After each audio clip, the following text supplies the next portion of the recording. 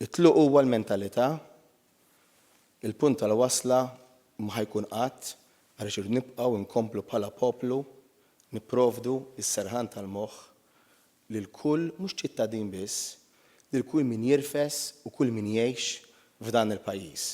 Għaliex għalina verament il-bniedem hekk biss jista' jkun fiċ-ċentru tal-politika tagħna. Kien dan il-messaġġ tal-kap tal-Partit Nazzjonalista Bernard Grech meta indirizza konferenza dwar ir-rata baxxa ta' twelid f'Malta li ġiet organizzata mill-Assoċjazzjoni ta' min ħaddem fil-Parlament. Fid-diskors tiegħu Bernard Grech semma kif il-mentalità li l-mara titlaħħaq ma' kollox trid tinqata' biex pajjiżna jirnexxielu jibda miexi l qudiem. Il-mentalità li għatanna f'dan il-pajjiż li naħsbu li iva vera l-mara li m'għandix tmur taħdem għaliex m'għandix ikollha karriera. Okay. Però fir-realtà ħafna rġiel jibqgħu jaħsbu iva, mela le. Imma mingħajr ma jgħiduha kultant xi wħud jgħiduha wkoll, l-importanti li ma titraskurax id-dar, ma titraskurax it-tfal.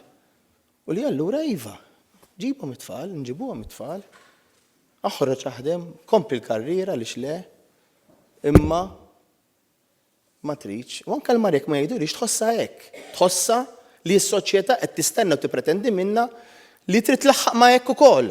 Malta reġistrat l-inqas rata ta' fertilità fl-Unjoni Ewropea b'rata ta' 1.13 fost popolazzjoni li iktar ma jmur iktar qed tiżdied, tant li issa laħqet kważi il-519,000 persuna. Il-maġġoranza tal-popolazzjoni tkun irġiel. Skont statistika li ħarġet riċentament, il-maġġoranza tal-barranin huma Asjatiċi u pajjiżna jibqa' l-iktar pajjiż popolazzjoni kbira fost il-pajjiżi l-oħra Ewropej b'Malta għandha madwar 1600 persuna kull kilometru kwadru meta tqabbel mal-Olanda li tinsab fit-tieni post b'500 persuna kull kilometru kwadru.